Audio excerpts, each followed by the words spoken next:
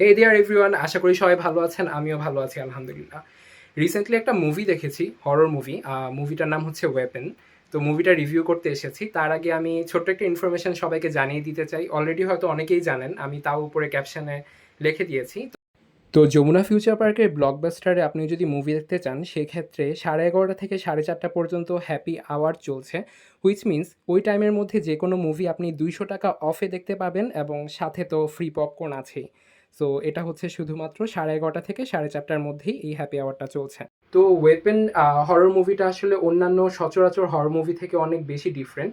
Different এই কারণে বললাম, কারণ এই হরর মুভিটাতে, ওয়েপেন হরর মুভিটাতে আপনি হচ্ছে যে থ্রিলিং একটা ভাইব পাবেন, আর হচ্ছে যে সাসপেন্স থাকবে, এবং সবচেয়ে ইন্টারেস্টিং যে ব্যাপারটা, যেটার কারণে আমি বলেছি অন্যান্য হরর মুভি থেকে একটু ডিফারেন্ট, এটা হচ্ছে অনেকটা আপনাকে পাজল সলভিংয়ের মধ্যে ফেলবে।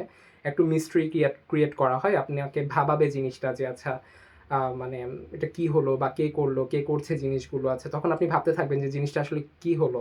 সো এই ভাইবটা আসলে অন্যান্য হরর মুভিতে পাওয়া যায় না, যেটা হচ্ছে ওয়েপেন আপনাকে দিচ্ছে। আর আরেকটা জিনিস যদি বলি, মুভিটার প্লট নিয়ে যদি বলি, মুভিটার প্লটটা হলো যে একটা ক্লাসের অনেকগুলো স্টুডেন্ট হঠাৎ করে গায়েব হয়ে যায়। মানে তারা হচ্ছে পরদিন একটা টিচার আসে, টিচার ক্লাসে এসে দেখে যে কেউই আসেনি, শুধু একজনই এসেছে। যে এসেছে তার নাম, if am not wrong, Alex. So Alex বাদে ক্লাসে আর কেউই আসেনি। তো গার্জিয়ানরা এসে কমপ্লেন করতে থাকে, হ্যাঁ আমাদের বাচ্চারা কোথায়। আর ক্লাস টিচারকে ব্লেম করতে থাকে যে হ্যাঁ আপনার ক্লাসেই আসলো না, বাকি সব ক্লাসের স্টুডেন্টরা আসলো, ওরা কোথায় গিয়েছে। সো হুট করে হচ্ছে যে ওরা উধাও হয়ে যায়। সো এটা নিয়ে হচ্ছে মুভিটা, যে তারা কিভাবে উধাও হলো, কি হলো তাদের সাথে। খুব বেশি হরর ভাইব দেওয়া হয় ব্যাপারটা ওরকম না, বাট হ্যাঁ ভয় পাবেন। ভয়ের সাথে সাথে যে আপনাকে একটু মিস্ট্রি সলভিং ব্যাপারটাতে আপনাকে যে একটু ভাবাবে, এই জিনিসটা হচ্ছে যে মুভিটার মেইন টুইস্ট। আর হচ্ছে যে এন্ডিংটা অনেক জোস, আমার কাছে এন্ডিংটা অনেক ভালো লেগেছে।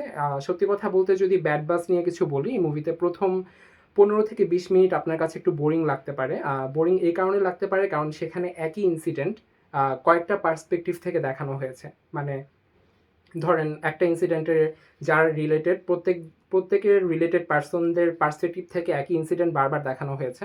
সো এই জিনিসটাতে আপনি একটু বোর ফিল করতে পারেন। জিনিসটা আমার কাছে অবশ্য বোর লাগেনি, একটু ইন্টারেস্টিং লেগেছে যে একই ইনসিডেন্ট এক একজনের পার্সপেক্টিভ থেকে যে এক এক রকম হতে পারে। তো এই জিনিসটা মুভিতে দেখানো হয়েছে। আর যদি ছোট্ট করে একটি স্পয়লার দিই, এটা হচ্ছে যে কাইন্ড অফ একটু black magic related movie. So black magic যে আসলে করা উচিত না, এবং যারা হচ্ছে ব্ল্যাক ম্যাজিক করে তাদের at the end of the day পরিণতি যে খুব খারাপ হয়, সেটা এই মুভিতে আসলে খুব স্পষ্টভাবে দেখানো হয়েছে। সো ইয়া, মানে প্রথমে একটু বোরিং লাগলেও যখন জিনিসটা ইন্টারেস্টিং হতে শুরু করবে, তখন আসলে আপনার কাছে একেবারেই বোরিং লাগবে না, আপনি মুভিটার ভেতরে একেবারেই ঢুকে যাবেন। বাট হ্যাঁ, যদি মানে মনোযোগ দিয়ে না দেখেন, সেক্ষেত্রে আপনি একটু মানে আপনি হয়তো একটু মানে বোরিং লাগতে পারে আপনার কাছে। বাট মুভিটা আসলে মনোযোগ দিয়ে দেখতে হবে। প্রথমে একটু বোরিং লাগলেও লাস্টের দিকে আপনার কাছে অনেক জোস লাগবে, এবং সচরাচর মুভি থেকে অনেক বেশি ডিফারেন্ট, এবং আমি হাইলি রেকমেন্ড করছি মুভিটা। আর অলরেডি যেটা বললাম, যমুনা ফিউচার পার্কে হ্যাপি আওয়ার চলছে 12টা থেকে, সরি 11:30 থেকে 4:30-র মধ্যে। যদি আপনি যে কোনো মুভি দেখতে চান, সেক্ষেত্রে 200 টাকা অফ পাচ্ছেন, এবং পাশাপাশি ফ্রি পপকর্ন পাচ্ছেন, যেটা আসলে হিউজ একটা opportunity. So yeah, highly recommending this movie. সবাই যেয়ে দেখবেন ওয়েপেন মুভিটা। আল্লাহ হাফেজ।